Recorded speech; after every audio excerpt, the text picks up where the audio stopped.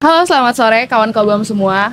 Kembali lagi dengan saya Junia yang akan menjadi moderator pada acara diskusi Kopdar Kokai hari ini. Jadi hari ini kita sebenarnya membahas tema mengenai masjid dan juga sejarah kota. Nah, sore ini kami sudah kedatangan founder dari Rujak Center for Urban Studies dan juga penulis dari buku Kota-Kota Indonesia Pengantar untuk Orang Banyak, yaitu adalah Pak Marco Kusumajaya. Selamat sore Pak Marco. Selamat sore.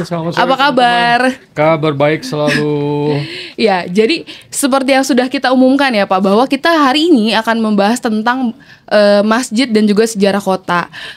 Berhubung ini juga adalah bulan Ramadan dan juga kita kan punya grup komunitas ya Pak, dan mulai banyak nih di grup komunitas yang nanya soal bagaimana sejarah masjid di buku Kota-Kota Indonesia dijelaskan. Bahkan di buku Kota-Kota Indonesia di jilid kedua di bab ke-8 itu ada bab khusus yang membahas tentang masjid. Berarti kan masjid adalah bagian dari perjalanan sejarah sebuah kota gitu. Dan mungkin ada pengantar di buku yang kedua yang di jilid 2 di babnya masjid. Itu saya suka banget sama paragraf pertamanya. Tulisannya tuh kayak gini: masjid adalah kehidupan sehari-hari di hampir semua kota di Indonesia. Ia adalah kehidupan halayak di ruang kota. Masjid-masjid menentukan bentuk keseluruhan kota melalui nilai historis atau letaknya di pusat kota. Membaca perkembangan masjid sebagai unsur kota juga memberikan pemahaman tentang beberapa aspek sosial masyarakat kota. Jadi menarik gitu kalau misalnya hari ini kita membahas tentang masjid, perkembangan kota, dan juga bagaimana masjid mempengaruhi mungkin tata letak sebuah kota, perkembangan sosial kemasyarakatan kemasyarakatan di kota itu sendiri gitu. Nah, mungkin untuk pengantar sebelum kita memulai diskusi ini ada pengantar dulu dari Pak Marco mengenai masjid dan sejarah kota. Ya, jadi begini. Di buku ini tentu bukan hanya masjid, ada juga tentang candi. Jadi intinya, meskipun saya bermaksud membaca sejarah atau sebenarnya lebih sederhana dengan lebih mensurvei keadaan kota-kota kita, itu termasuk juga melihat beberapa unsur yang dalam terminologi arsitektur itu disebut unsur permanen dalam kota. Tentu saja ada banyak hal lain, tetapi di bangsa yang sangat beragama ini, candi dan masjid itu sangat menentukan. Jadi ada bab candi, kemudian ada bab masjid. Nah, kalau secara pengantar, yang menarik adalah bahwa masjid itu mencerminkan sejarah kota kita dan juga sebenarnya dipengaruhi oleh sejarah kota kita. Misalnya soal letak ya. Orang selalu beranggapan masjid itu ada di sebelah barat alun-alun karena kan kiblatnya ke barat. Kiblatnya gitu. barat ya. Saya menduga tidak demikian gitu. Itu berhubungan dengan sejarah alun-alun karena sebagian besar dari masjid-masjid itu kan dibangun di kota-kota yang sudah ada alun-alunnya sejak jadi zaman Hindu-Buddha. Nah, kita mempunyai pengetahuan tentang ibu kota Majapahit, Trowulan itu, bahwa di sana waktu itu diatur candi Buddha itu diletakkannya di barat, candi Hindu diletakkannya di timur. Karena memang orang Hindu berdoa itu menghadap ke timur. Kalau orang Buddha menghadap ke barat, memasuki candinya dari timur gitu. Kemudian Trowulan mengatur sebaliknya untuk para pendeta. Pendeta Hindu itu tinggal di sebelah barat alun-alun, pendeta Buddha tinggal di sebelah timur alun-alun. Karena waktu itu dua agama itu menentukan keseimbangan dalam Majapahit. Karena itu kita mengenal yang namanya Bhinneka Tunggal Ika dari Sutasoma.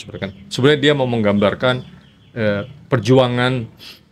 Ya, kita ada yang menyebutnya sinkretisme antara Hindu dan Buddha, tapi secara politik sebetulnya itu adalah usaha menyeimbangkan gitu. Karena Buddha minoritas, tapi 30%, Buddha yang penting, dan penting juga karena neneknya Hayam Wuruk adalah Buddha.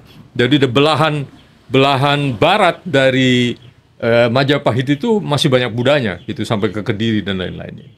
Nah, kalau kita mengetahui juga dari sejarah bahwa sebetulnya orang-orang Buddha lah yang menjadi mualaf pertama ketika Islam masuk itu. Orang Hindu bertahan, Anda bisa melihat itu dicerminkan misalnya dalam karya sastra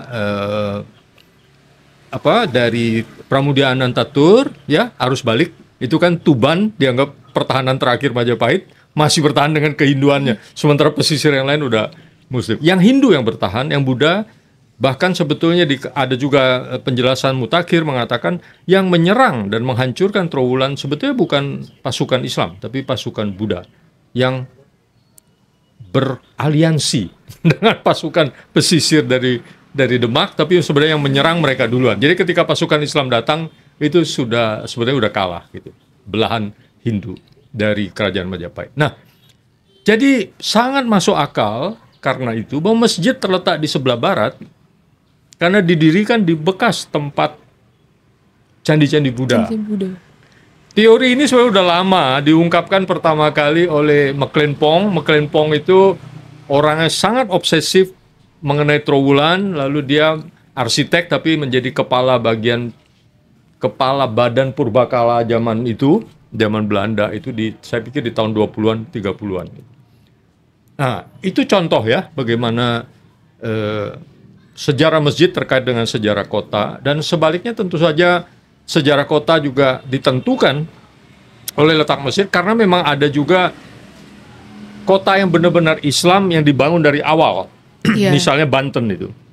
Banten itu bisa dibilang kota Islam pertama dalam pengertian dia dibangun di atas tanah kosong. Meskipun dia membangun alun-alun, tapi sebelumnya tidak ada alun-alun di situ. Beda kalau Anda pergi ke Kediri dan lain-lain, itu sudah ada itu alun-alunnya lebih dulu. Jadi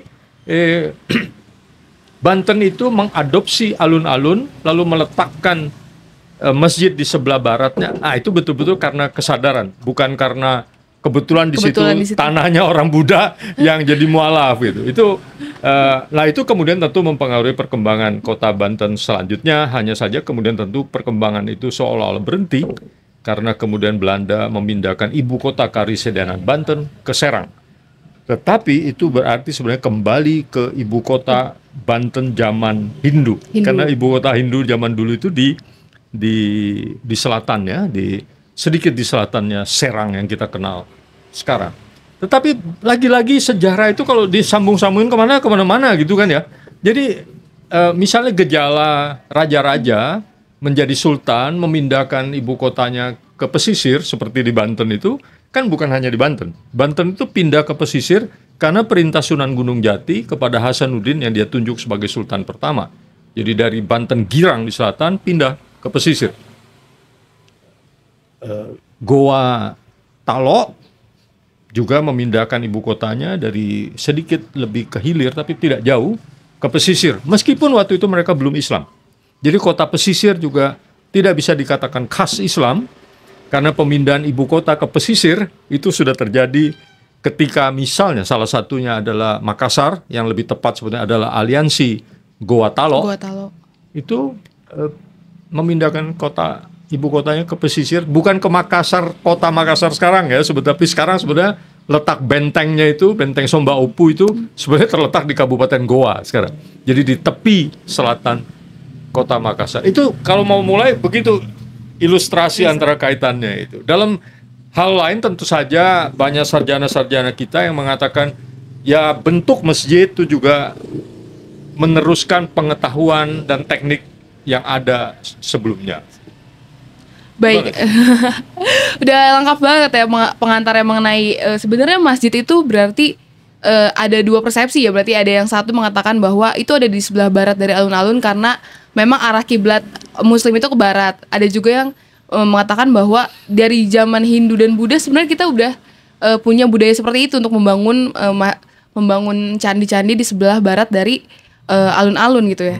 Oke, mungkin karena kita udah membahas letaknya, kita membahas sekarang lebih ke arsitektur dari masjid itu sendiri. Ada nggak sih Pak masjid yang berkesan gitu bagi Pak Marco karena arsitekturnya itu sangat unik atau beda dari yang lain gitu? Ya ini repot ini karena karena kita mempelajari sejarah, bagi kita semuanya bagus ya, tidak ada yang jelek, tidak ada yang lebih baik. Karena kita melihat semuanya punya nilai, dan lebih penting lagi sebetulnya ada semacam keberlanjutan ya, continuity gitu. Begitu juga dalam bangunan masjid. Memang juga ada beberapa perbedaan pendapat. Sebelumnya orang merasa jangan-jangan kita ini membangun masjid meniru bentuk dari luar. Tapi kemudian saya rasa sekarang umumnya para ahli, saya bukan ahli masjid ya, saya mengumpulkan apa yang ada. Yang saya maksud misalnya orang yang mempelajari lama ini, misalnya di ITB ada Pak Budi Utomo, kemudian orang Perancis macam-macam ya, ada Jacques Dumarsais, kemudian ada orang yang mempelajari sejarah Aceh seperti Lombard dan lain-lain, kemudian ada orang Malaysia, orang Singapura bernama Tajuddin yang juga mempelajari masjid cukup lama. Nah, mereka kalau yang sekarang, generasi sekarang yang orang Perancis itu misalnya Hélène Nyotto Fayard, anaknya Ibu André Fayard. André Fayard terkenal karena menulis buku tentang sejarah NU. Anaknya mempelajari seni Islam dalam sejarah Indonesia. Nah, mereka pada umumnya sampai pada konsensus sih bahwa bentuk masjid itu berawal dari bentuk pendopo yang ada dengan bekas-bekas yang nyata sekali bisa kita lihat misalnya di Ratu Boko. Tentu kita nggak bisa lihat pendoponya, tapi kita bisa melihat bekas fondasi, bekas fondasinya. Kemudian dari rekonstruksinya bisa diketahui bahwa itu terdiri dari konstruksi kayu berbentang besar dengan persis seperti yang dapat kita bayangkan kalau sekarang kita melihat Masjid Agung Yogyakarta, Masjid Agung Surakarta, Masjid Agung Demak dan lain sebagainya. Ada 4 tiang di tengah, kemudian dikelilingi lagi barisan tiang, lalu disitulah dibangun atap. Atapnya yang paling tinggi bertumpu pada 4 tiang itu. Kemudian dia menyebarkan atapnya keluar. Mungkin ada modifikasi atap ditambah atau kemiringannya dibedakan, tapi konstruksi atap bertumpu pada 4 tiang utama itu sudah lama sekali. Dan di Majapahit juga kita masih bisa melihat, kan di kawasan Kedaton Majapahit itu kan juga ada bekas fondasi yang memperlihatkan juga struktur seperti itu.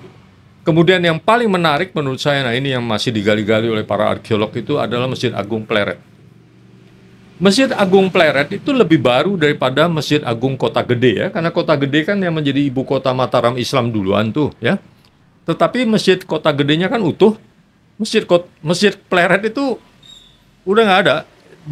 Nggak ada tuh maksudnya sempat hilang sama sekali. Nah, sekarang ini dalam 10-15 tahun terakhir, mungkin 20 tahun terakhir, sedang dilakukan penggalian, dan yang menarik sekali adalah umpaknya itu bulat gitu. Saya sebagai arsitek belum pernah melihat umpak Jawa bulat bentuknya. Di buku ada fotonya, silakan lihat gitu. Bagus banget, bulat itu halus gitu. Teman-teman mungkin tahu kalau umpak biasanya kotak ya.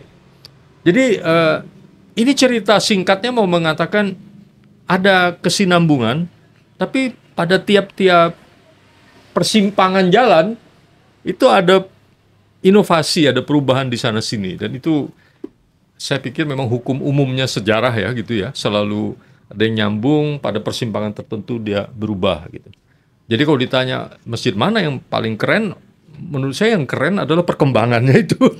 Perkembangan tiap-tiap masjid ya. Tapi tetap ada yang unik lah. Jadi misalnya Masjid Palembang berasal dari Jawa, kan karena Kesultanan Palembang sesudah Sriwijaya dikalahkan oleh Majapahit ya orang Jawa di sana gitu ya. Atapnya lebih keren menurut saya daripada Jawa, karena Jawa itu tiang 4 yang di tengah dihubungkan dengan tiang yang di luar melalui balok. Di Palembang tidak. Dihubungannya dengan atap. Jadi balok-balok atap kasau kita sebutnya, itu dipasang sejajar sehingga dia membentuk segitiga-segitiga yang kaku dengan bidang atap dan balok di atas tiang luar.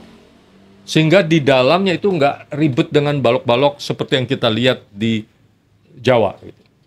Yang balok-balok yang menghubungkan 4 tiang dalam dengan barisan tiang di luar. Itu tidak ada di Palembang. Jadi lebih bersih. Tapi kan lebih bersih barangkali pengalaman berbeda dengan kalau ada tiang-tiang di dalamnya. Saya tidak merasakan bahwa Saltu lebih jelek dari yang lain karena ada penyesuaian terhadap alam. Di Jawa lebih banyak gempa, Palembang tidak gitu ya. Dan Palembang harus membangun lebih ringan karena tanahnya rawa gitu.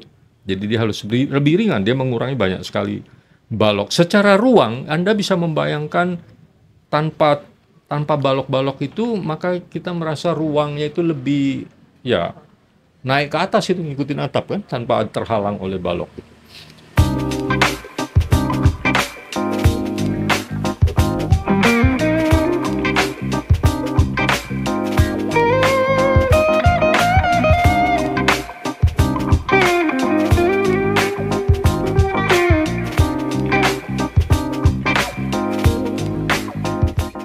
Tapi teman-teman, saya mesti bilang, kesulitan saya sebagai non-muslim meneliti masjid adalah saya tidak boleh masuk ke dalam beberapa masjid. Saya tahu ini mencerminkan perbedaan tafsir aja gitu sebetulnya. Sebetulnya tidak semua masjid melarang orang non-muslim masuk. Hanya kebetulan saya mengalami 2 kali gitu di kampung halaman saya dan di tempat lain. Tapi menurut orang Purbakala, masjid yang mau saya masuki itu sebetulnya masjid cagar budaya kan. Cagar budaya itu artinya milik publik gitu. Nah, ketika saya ketemu orang museum, orang dinas kebudayaan, Bapak salah ketemu orang, itu bukan orang yang berwenang, dia itu tokoh masyarakat.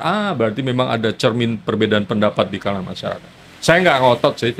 Jadi ada keterbatasan saya dalam mengalami masjid. Tapi saya sarankan teman-teman yang mau mengamati masjid, ya, ke masjid itu melihat ruangnya itu mungkin akan mempersiapkan kita dalam menenangkan diri. Jadi datanglah ke masjid 15 menit sebelum dimulai salatnya untuk mengalami arsitekturnya itu.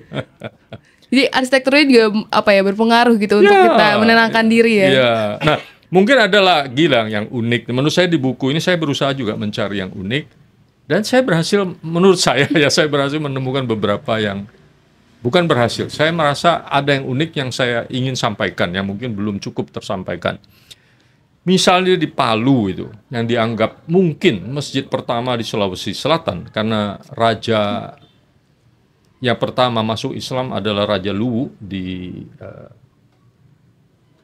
bukan Palu, Palopo. Palopo. Masjid itu uniknya karena dia berdinding, dan dinding itu tebal 90 cm. Disusun dengan batu seperti pada candi. Jadi susunan itu rapi. Begitu juga lubang jendelanya itu terbentuk karena hubungan batunya gitu. Jadi bukan asal lubang gitu, lubangnya lalu batunya itu dipapas supaya membentuk lubang. Dan dinding itu memikul balok-balok atapnya, kasaunya itu bertopang pada dinding ini. Ini saya nggak tahu bagi teman-teman yang bukan arsitek menarik atau enggak, tapi pada dasarnya menarik karena kalau Jawa itu dinding masjid itu tidak memikul kasau ya. Kasau itu bertopang di atas balok, balok bertopang di atas tiang kayu. Dinding itu bebas. Makanya Masjid Pleret ketika direkonstruksi itu dindingnya enggak ngikutin susunan balok, itu dia bisa di antara balok-balok gitu. Begitu juga mihrab ya, bisa lepas dari tiang. Karena dia tidak memikul atap. Nah, yang di Palopo itu memikul. Lalu orang berteori ini tiruan dari Jawa nih, karena orang Jawa biasa bikin candi kan. Tapi menurut para ahli Australia tidak. Orang-orang Sulawesi Selatan punya tradisi menyusun batu. Tapi untuk benteng, pertama, benteng itu dalam pengertian benteng tembok atau benteng dalam bentuk turap. Turap itu dinding alam yang diperkuat dengan susunan batu untuk pertahanan. Tapi kedua, ternyata orang menemukan juga kuburan-kuburan raja-raja Palu yang tua-tua itu juga susunan batu gitu. Jadi sekali lagi ada tradisi yang diteruskan untuk membangun bangunan untuk fungsi yang berbeda gitu ya. Tapi bagaimanapun misalnya di Palopo itu ada tiang 4 juga di tengahnya, dan ada tiang 1 di tengahnya lagi. Itu Minangkabau. Mengapa Minangkabau? Karena memang pembawa Islam ke sana adalah orang Minangkabau.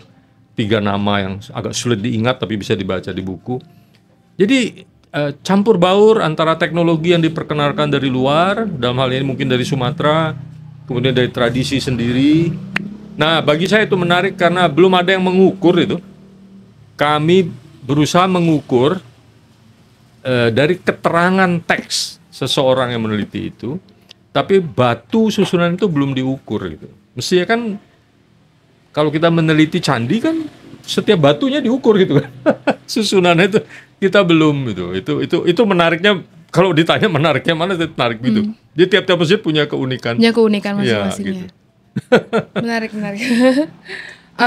Mungkin ada juga satu subbab yang saya baca. Kan awal-awal Bapak cerita tentang beberapa nama-nama masjid disebutkan juga di situ. Terus di tengah-tengah bab 8 itu juga ada subbab namanya Masjid Pasca Kemerdekaan. Nah, kenapa ada subbab Masjid Pasca Kemerdekaan? Apakah ada bedanya gitu masjid yang dibangun sebelum kemerdekaan sama pasca kemerdekaan itu seperti apa? Pertama dalam hubungan dengan kota kita ya. Kan orang Belanda tuh nggak bangun masjid dan tidak menyediakan tempat untuk masjid juga. Makanya di Menteng itu, kalau masjid yang ada di Menteng, Anda ingat apa? Masjid Sunda Kelapa Sunda Kelapa dan Cut Mutia. Cut Mutia. Kalau ke atas sedikit Istiqlal. Iya. Itu semuanya mengambil tempat yang tidak diperuntukkan bagi masjid ataupun bangunan. Tidak untuk bangunan. Sunda Kelapa itu terletak di atas taman. Oh. Taman yang mengelilingi gedung yang sekarang menjadi kantor Bappenas itu. Itu dulu kantornya suatu perkumpulan ya. Kemudian Istiqlal itu dulu bekas benteng yang sebelum jadi Istiqlal, artinya sesudah Perang Dunia Pertama itu menjadi taman juga. Meskipun itu bekas benteng. Kemudian Cut Mutia itu sebetulnya adalah bangunan kantor pemasaran Menteng. Itu kantor pemasaran, betul-betul. Jadi ketika Menteng dibangun, Masjid Cut Mutia itu didirikan sebagai bangunan untuk show off. Untuk memasarkan, ini loh Menteng keren kan bangunannya. Dan berkantor di situ. Jadi sama seperti sekarang kalau kita pergi ke real estate itu, mereka suka bikin bangunan yang bagus-bagus sebagai kantor mereka, tapi masih lebih bagus yang di Cut Mutia sehingga layak menjadi masjid. Kalau sekarang saya nggak tahu. Bagusnya itu beda ya. Bagusnya itu cuma tempelan. Saya nggak kebayangan lah kantor-kantor developer di real estate itu akan jadi masjid, kayaknya enggak gitu. Begitu juga di Jogja gitu. Masjid Syuhada itu juga dibangun di atas tanah yang tadinya, ini kalau itu ada peruntukannya. Dulu itu untuk membangun Museum Purbakala. Karena Jogja itu kan mulai dari akhir abad 19 sampai sebelum Perang Dunia Kedua, itu orang-orang bersemangat karena menemukan begitu banyak candi di sekitar Jogja Solo itu kan. Jadi para arkeolog tuh mau bikin sebetulnya Museum Purbakala di situ. Jadi ketika merdeka itu dibangun. Jadi ini sejarah ya. Kita bilang masjid itu mungkin bangunan-bangunan pertama yang melanggar tata ruang itu. Tapi masa kita mau bilang salah? Iya. Enggak, karena kebutuhan. Kebutuhan untuk beribadah ya justru. Ya, dan itu perlawanan terhadap tata ruang kolonial gitu ya, nggak mikirin begitu gitu. Kota Baru itu depannya gereja, bukan depan atau agak samping gitu, karena dia jalannya itu nyimpang. Nah, selain itu gaya bangunannya. Jadi pasca kemerdekaan itu sebetulnya mungkin bangunan Masjid Syuhada itu yang pertama dengan beton. Beton, atapnya beton rata, 2 lapis ya, 2 lantai, kemudian atasnya ada kuba. Itu menyebar kemana-mana, termasuk ke kampung saya, namanya Pangkal Pinang. Saya tahu Pangkal Pinang, ini agak sedikit bukan mau membanggakan. Kubanya tuh yang membangun ayah saya gitu. Oh. Jadi kita tahu gitu, agak detail, ada surat menyuratnya gitu. Karena bikin kubah itu kan tidak mudah, bukan kubah beton, kubah yang dari besi kemudian dibungkus. Nah, kubah pertama dari beton dalam sejarah masjid kita itu ada di Pulau Penyengat. Pulau Penyengat. Di Riau Kepulauan, Provinsi Riau. Kepulauan Riau. Ada Kepri, namanya Pulau Penyengat, ada namanya Masjid Raya Sultan Riau.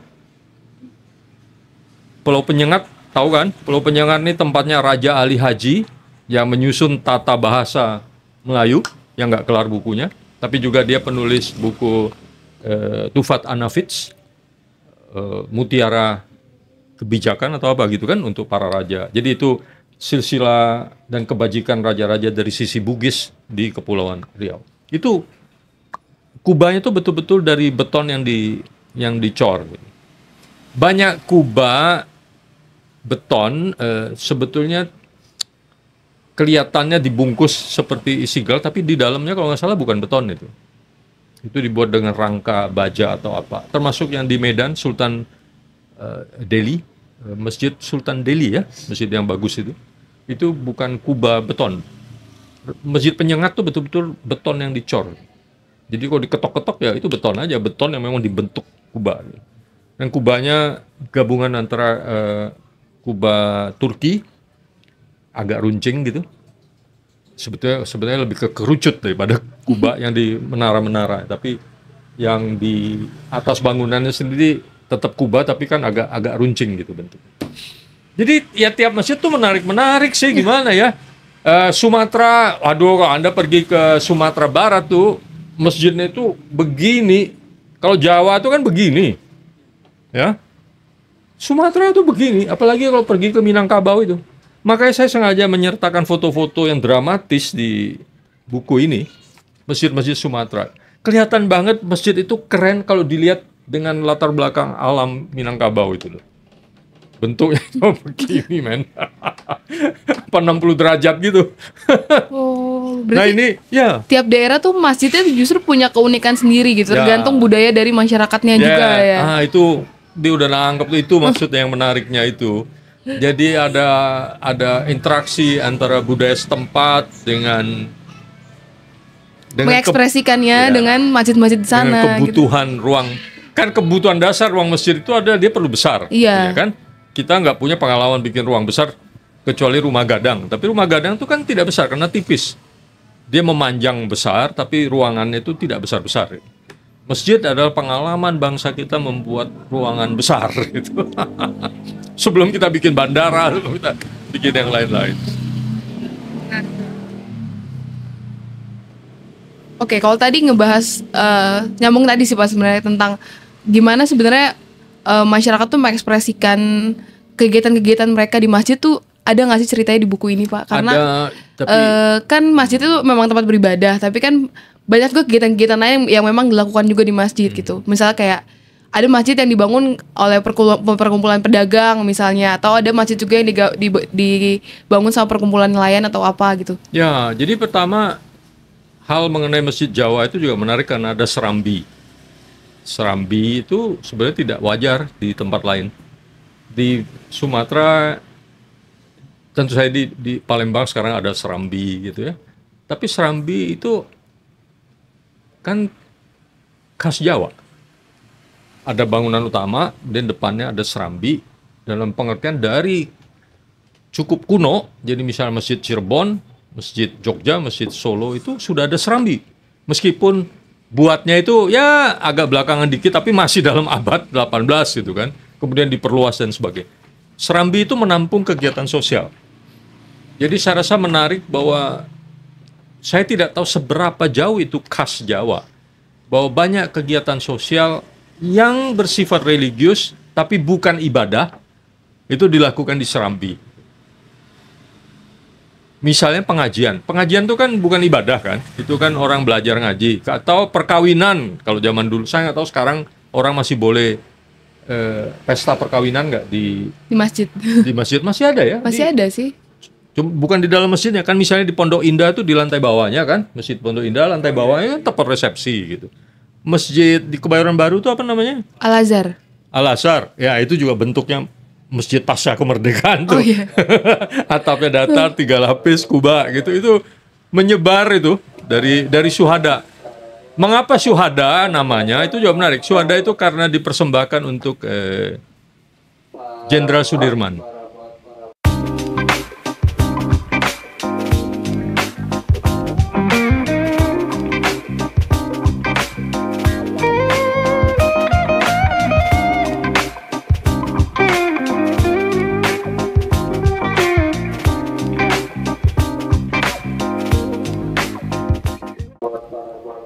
Jadi waktu masjid didirikan, Sudirman wafat, kemudian diresmikan oleh Bung Karno.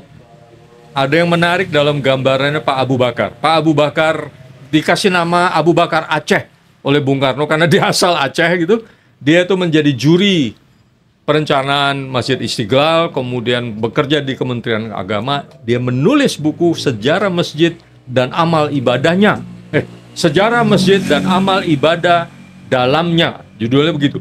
Pada tahun 1955. Buku berwarna hardcover.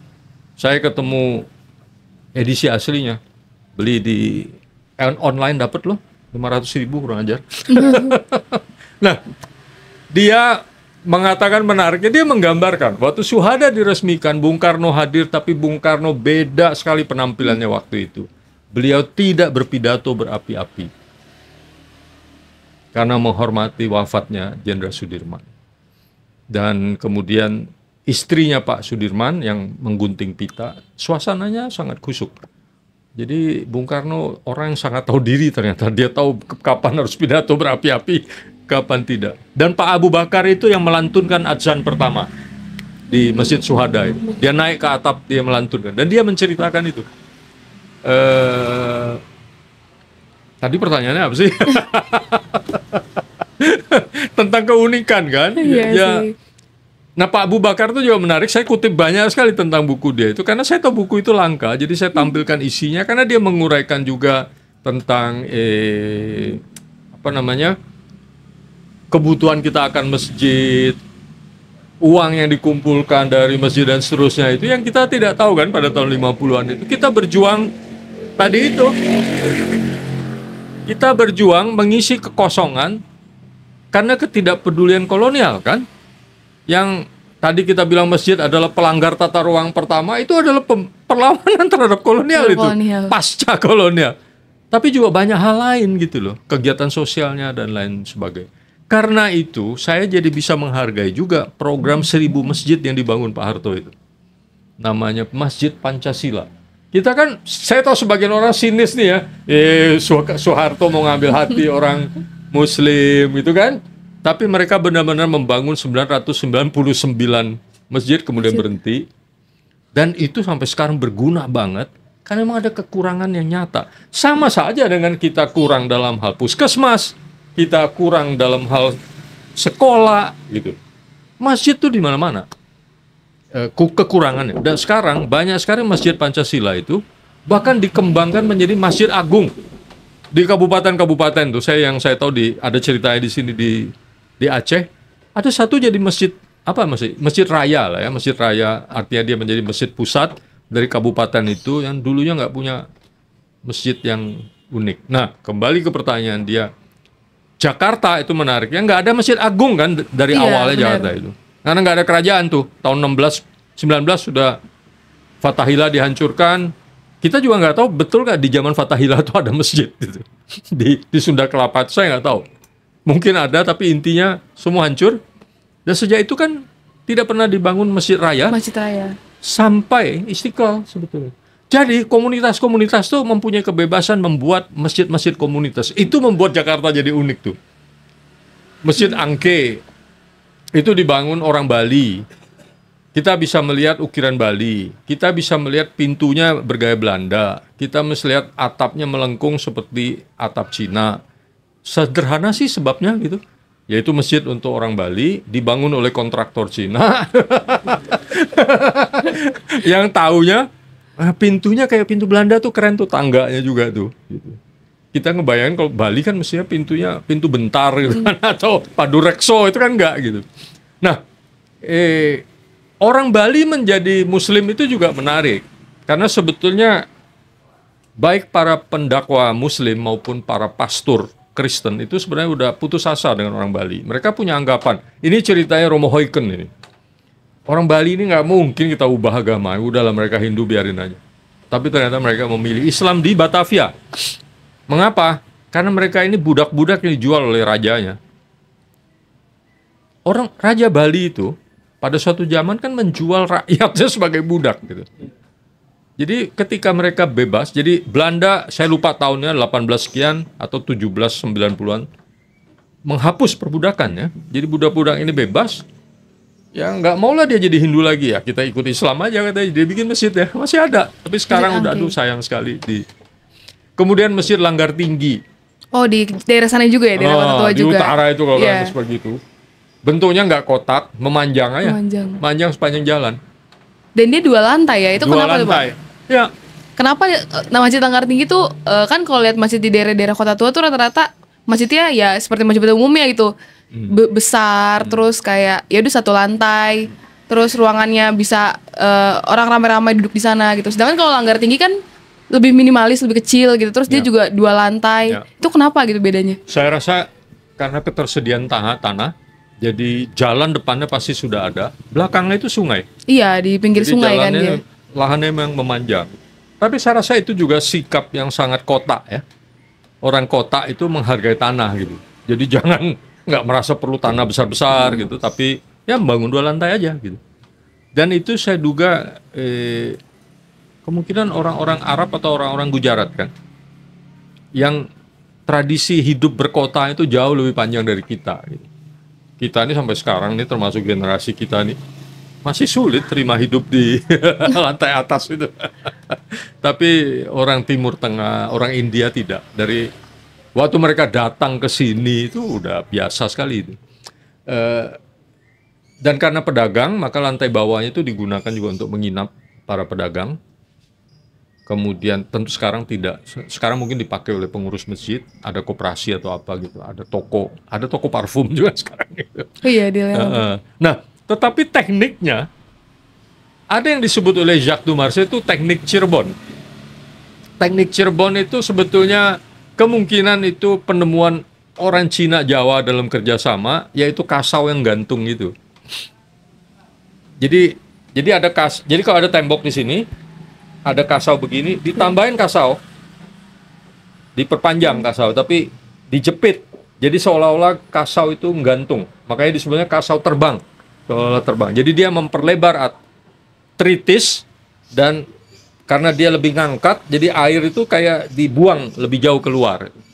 Itu katanya Cirebon, kata Jacques Dumarsais. Nah, Jacques Dumarsais itu menurut saya peneliti arsitektur yang sangat baik dibandingin semua peneliti arsitek yang masih ada sekarang. Karena dia betul-betul dia gambar itu. Hubungan kayu nggak tahu gimana dibongkar kali. Tapi dia bisa membayangkan ya, digambar. Begitu juga kalau dia menggambarkan arsitektur candi, batunya diukur sama dia. Tuh dia menggambarkan Taman Sari Jogja itu, aliran airnya dia telusuri gitu. Kita menemukan banyak sekali penelitian arsitektur yang tidak disertai gambar. Saya nggak ngerti gimana meneliti arsitektur tanpa gambar itu. Sulit. Tapi banyak yang sudah mulai ya. Jadi misalnya bahan tentang masjidnya banyak saya kumpulkan dari orang-orang yang sudah lama meneliti. Selain Budi tadi ada juga Pak Profesor Kemas di UI jurusan arsitektur yang meneliti Masjid Sumatera, Masjid Penyengat, termasuk masjid di Pulau Bangka, di Muntok. Selain yang memang 2 lantai, sebetulnya ada masjid yang mengarah ke 2 lantai tapi belum 2 lantai. Yaitu dia bikin mesanin di dalam. Karena konstruksi masjid Jawa itu di atasnya ada kayak kotak gitu. Makanya disebutnya konstruksi kotak sabun. Balok double gitu. Itu ada balok yang tadi saya bilang kan kalau di Jawa itu nyambung ke tiang di luar. Nah itu dikasih lantai. Tengahnya bolong, tapi kelilingnya itu. Jadi pas dibawa, kan atapnya begini kan. Itu di atasnya ada lagi. Nah mesaninnya itu di bawah atap luar nih. Nah, tengahnya tetap bolong. Itu dipakai buat anak-anak kadang-kadang mengaji. Dipakai juga buat menyimpan Quran dan lain-lain. Dan keperluan-keperluan lainnya. Itu contohnya masjid di mana, Pak? Yang saya tulis ini di Muntok. Muntok tuh mesinnya cukup tua. Meskipun ironinya dia kalah tua dengan kelenteng di sebelahnya. Gitu. Karena Muntok itu kota yang didirikan untuk nambang timah. Nambang timah itu orang-orang Cina didatangkan yang dibikin kelenteng dulu. Tapi kemudian orang-orang Cinanya membangun masjid bersama-sama. Karena mereka merasa nggak afdol. Kalian bersembayangnya di mana? Oh, kami ada langgar kecil di kampung. Bikinlah masjid di sebelah. Bersebelahan bener. Sumber airnya dari sumur yang ada di kelenteng, di halaman kelenteng. Nah, di situ juga ada mesaninnya. Tapi saya rasa ada beberapa masjid di Jawa juga punya mesanin itu kok. Oke. Nah, ada lagi satu subbab menarik menurut saya, Pak. Bapak ada di buku Kota-Kota Indonesia Pengantar untuk Orang Banyak itu ada subbab judulnya itu masjid-masjid orientalis. Kenapa Pak ada subbab masjid-masjid orientalis? Itu istilah yang saya pinjam dari Pak Kemas Kurniawan. Dia keturunan Palembang tapi lahir besar di Muntok gitu. Masjid-masjid orientalis adalah masjid-masjid yang muncul ketika orang-orang Indonesia mulai banyak yang pulang dari haji. Jadi mengambil bentuk-bentuk dari Timur Tengah. Jadi maksudnya orientalis itu timurnya itu Timur Tengah gitu. Jadi Kuba, kemudian jendela yang melengkung dan sebagainya itu yang disebut orientalis gitu. Yang sebetulnya gejalanya sampai sekarang kan.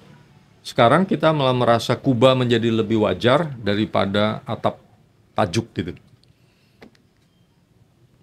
Mungkin dari kawan Kobam ada yang ingin bertanya pada Pak Marco. Silakan Mas. Halo, selamat sore. Sore. Pak Marco, gimana kabarnya? Baik. Saya mau bertanya, kalau kan ada komunitas di Benanjung Malaysia, itu kan nggak ada uang wanitanya buat sholat. Terus kalau mau sholat tuh dipisah agak-agak jauh tempatnya dan tapi masih dalam masjid. Kenapa yang beda sama di Indonesia? Pasti ada tempat buat wanita buat sholat gitu. Itu wajib pertanyaannya. Nah itu yang saya tidak tahu karena saya bukan Muslim, jadi saya tidak mampu menyelidiki sejauh itu. Karena mungkin itu yang bisa saya katakan mungkin berkait dengan tradisi yang berbeda ya. Karena dalam amal ibadah kan juga orang berbeda-beda ya. Yang saya tulis di sini bahkan antara Solo dengan Jogja udah berbeda. Kalau nggak salah, saya mesti baca lagi. Jogja itu kalau Jawa ada yang namanya pawestran. Jadi kayak serambi samping yang untuk perempuan. Tapi di Jogja itu hanya dipakai kalau Jumat. Kalau biasa perempuan boleh di ruang utama, tapi tetap dipisah. Iya. Di bagian selatan. Dikasih pembatas gitu ya. Di Solo tidak kalau nggak salah. Di Solo setiap saat perempuan harus di pawestran. Disebutnya pawestran. Pawestran itu namanya serambi, tambahan di samping untuk perempuan. Oh. Jadi bahkan ada perbedaan begitu bahkan antara Solo dan Jogja gitu. Nah, masjid Jogja dan Solo itu juga mempunyai perbedaan-perbedaan kecil. Yang sekarang misalnya sangat menyolok adalah pemuncaknya itu. Kalau Jogja masih berbentuk tradisional Jawa, daun kelewuh mereka sebutnya ya. Kalau di Solo udah ada kubahnya. Kemudian hiasan-hiasan tiangnya, unsurnya sama, urutannya berbeda. Kemudian di Jogja lebih banyak motifnya, di Solo lebih sedikit.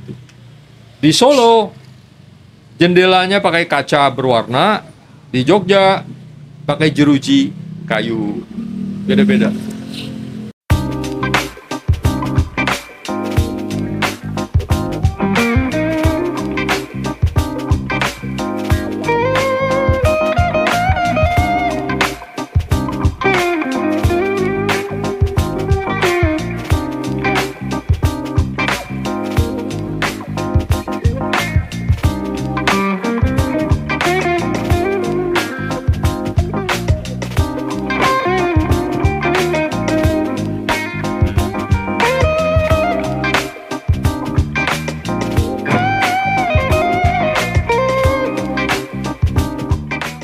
Pertama, soal 1000 masjid, sebenarnya 999 menurut pengakuan arsip mereka yang dibuat oleh Yayasan Amal Bakti Pancasila. Namanya yayasan itu, bukan Yayasan Soeharto.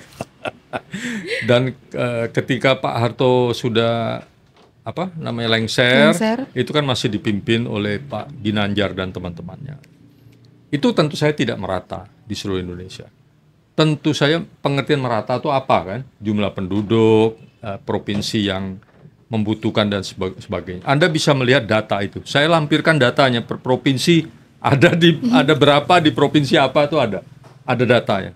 Kalau mau lihat sekarang nanti sayang waktunya ya, tapi lihat sendiri aja, beli bukunya. Ya, makanya kalau nggak Kobam yang di TikTok juga jangan lupa untuk beli buku Kota-Kota Indonesia Pengantar untuk Orang Banyak, supaya bisa lebih lengkap lagi ya baca bab tentang masjid.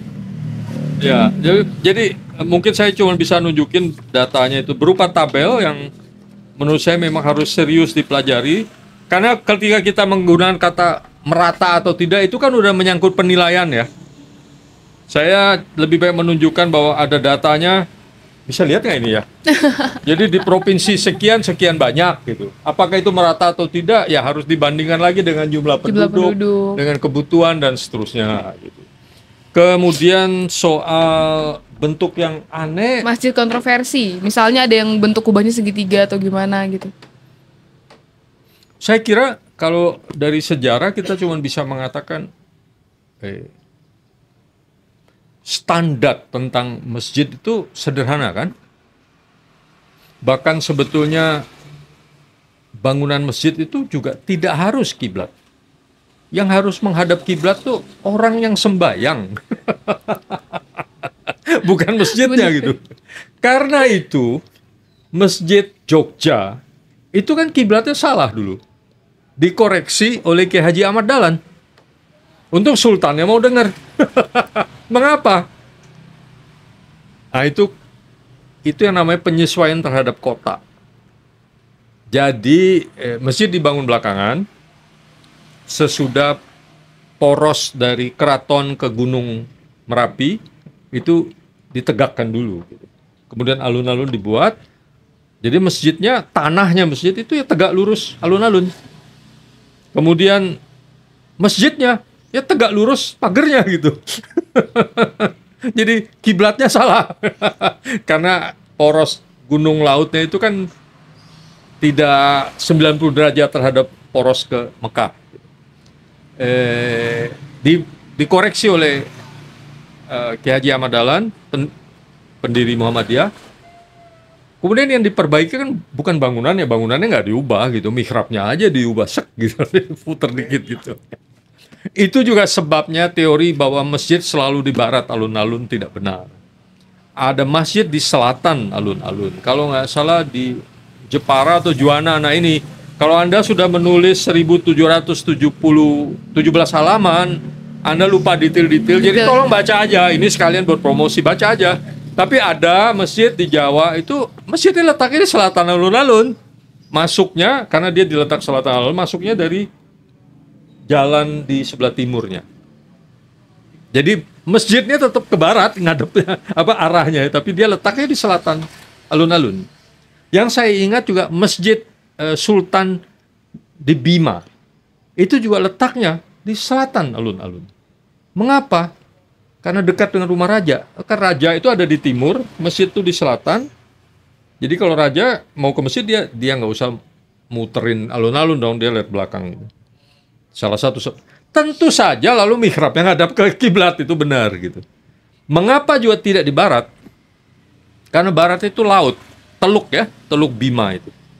Jadi rumah raja memandang ke laut tidak terhalang oleh. Kalau lebih seru lagi Kediri, ini jadi contoh.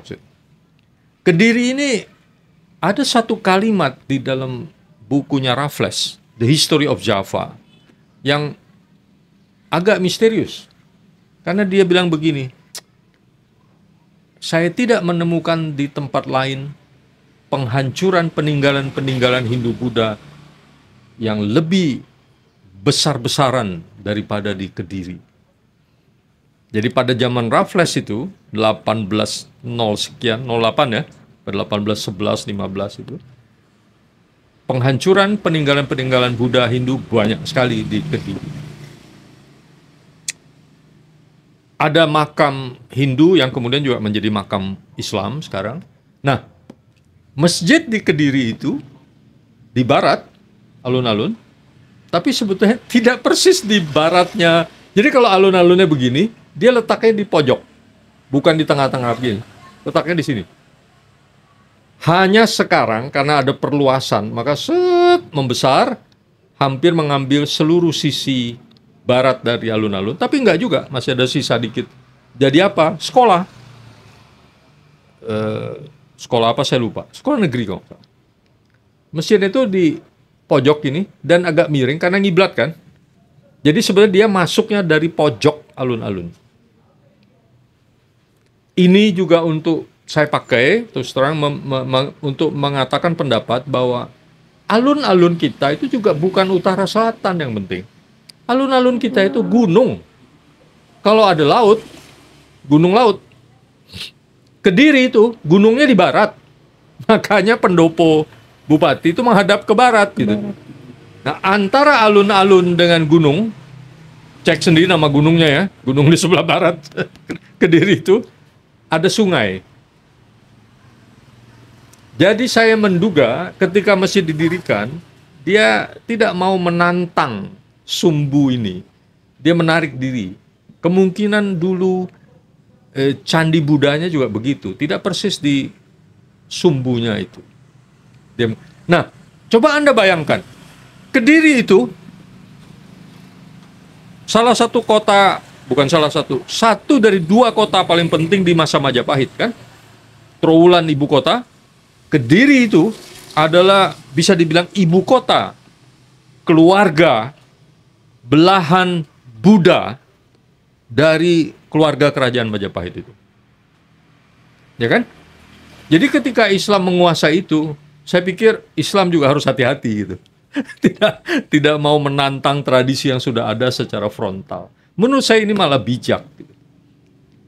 Bijak menurut saya juga karena ya yang penting mihrabnya menghadap ke barat bukan bangunannya gitu. Dan tradisi kotanya dihormati. Gitu.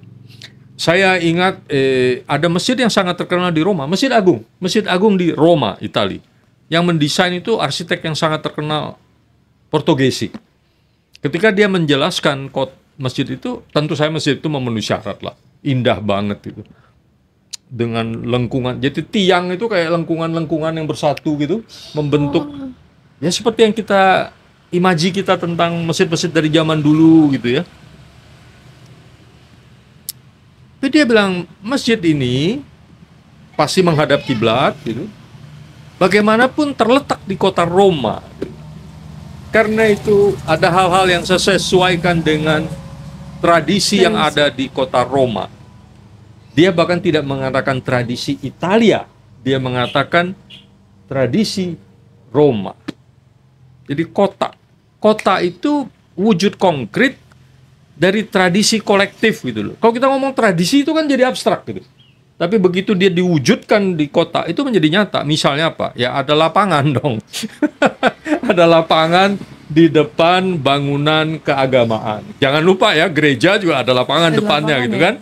Balai kota juga ada. Jadi dia buat lapangan yang seperti apa, yang terbentuk dengan jelas menurut tradisi Roma. Jadi ada interaksi itu kalau kita melanjutkan tema masih tentang hubungan antara masjid dengan sejarah kota kita. Itu rupanya berlaku cukup umum untuk memang bangunan-bangunan yang kita anggap merupakan salah satu wakil dari bangunan terpenting dalam kota kita. Sebelum saya menjawab ini, sebetulnya saya harus menutup yang tadi itu ya. Kan tadi itu kan pertanyaannya kan ada bentuk yang aneh katanya, tapi saya nggak ngerti yang aneh itu seperti apa. Jadi saya menjelaskannya dengan mengatakan bahwa masjid itu selalu berubah, disesuaikan dengan keadaan, sesuaikan dengan tradisi kota yang bersangkutan. Jadi kita mungkin tidak baik menilai sesuatu langsung aneh gitu. Tapi tidak baik juga kalau berbuat sesuatu asal aneh. Harus melihat sejarah dan sebagainya. Baru menjawab ini. Harus dilihat tahun berapa itu, Mas? Budaya Jawa itu tidak ada itu kalau tidak ada kayu jati. Kan keraton dibuat dari jati semua. Lah, Jogja Solo itu pedalaman. Trowulan juga pedalaman. Di bab pengantar saya sebut itu. Ada uraian tentang pohon jati. Di bab pendahuluan ya. Ada peta tentang hutan jati itu. Ada data tentang produksi hutan jati. Tapi sejarahnya, Daendeles itu membatasi jati. Dia membatasi yang baik-baik hanya untuk pemerintah Hindia Belanda gitu. Terus terjadi kelangkaan. produksi kapal menurun segala macam. Bisa dilihat di Lasem sebagai satu pusat produksi kapal Jati. Kemudian Raffles sedikit membebaskannya. Hanya yang kualitas tinggi yang dimonopoli oleh Belanda, oleh pemerintah waktu itu Inggris. Kemudian dilanjutkan sedikit lalu agak berkurang. Jadi penghancuran hutan jati kita sudah lama terjadi sebelum Raffles. Mengapa Daendels melakukan itu? Karena memang sudah melihat menipisnya persediaan hutan kita. Jadi kalau dia mau membuat jembatan pada waktu itu mungkin memang kekurangan jati itu waktu itu gitu. Atau sesudahnya atau sebelumnya. Kita sangat tergantung waktunya tepatnya gitu. Sumber hutan jati adalah penggunaan kendeng. Itu yang paling banyak tentu saja. Tapi kendeng ini ada yang ke utara, ada yang ke selatan ya. Jangan lupa Solo itu, nah itu Solo itu, alun-alun itu menghadap ke Kerendawahana. Kerendawahana itu adalah ujung selatan barat dari pegunungan Kendeng. Dan hutan itu dianggap suci oleh 4 keluarga kerajaan Mataram. Ada upacara di situ. 4 ini Pakualaman, Hamengkubuwono, Mangkunegaran, dan Kasunanan Solo. Pakualaman, Hamengkubuwono, Pakubuwono, dan Mangkunegaran. Itu masing-masing punya acara itu di sebelahnya situs manusia purba itu. Kapur. Tetapi Pegunungan Seribu di selatan adalah juga sumber jati. Cuman mungkin tidak sebaik Kendeng dan mungkin lebih sedikit. Jadi pedalaman mendapatkan kayu jatinya juga dari Pegunungan Kendeng dan dari Pegunungan Seribu. Sekarang dianggap jati yang terbaik itu dari Bojonegoro. Bojonegoro itu di lembah selatannya Kendeng, bukan utara. Memang kalau di utara itu lebih banyak dipakai untuk bikin perahu, kapal ya. Karena itu kalau Anda membaca kisah perjalanan Cheng Ho oleh Ma Huan, selalu sesudah melewati Selat Singapura, mereka tidak langsung ada yang belok langsung ke barat ke Selat Singapura lalu naik ke Selat Malaka, tapi umumnya dia ke selatan dulu, ke Tuban. Di Tubanlah mereka mensuplai air, memperbaiki kapal dan seterusnya. Lalu baru ke Majapahit, ke Gresik, masuk ke sungai, jalan kaki 15 kilo, sekitar setengah hari sampai di Trawulan. Dari Tuban baru nanti mereka berangkat ke Palembang, Sriwijaya. Waktu itu sudah disebut Pelabuhan Tua karena Sriwijaya abad ke-15 awal kan sudah ditinggalkan oleh penguasa pertama orang-orang Melayu yang pindah ke Singapura mendirikan Malaka. Sudah orang Jawa itu yang berkuasa di di Palembang pada tahun 1400 sekian itu. Bahkan tentu saya sempat dikuasai orang Cina karena Ma Huan menceritakan pasukan Cheng Ho itu menaklukkan seorang perompak Cina, dibawa pulang ke Cina dihukum mati, lalu Kaisar Cina menunjuk seseorang untuk mengurus kota itu, Palembang itu. Ini kita tahu memang sejarah pendiri Demak punya saudara yang dibesarkan di Palembang dari situ kira-kira.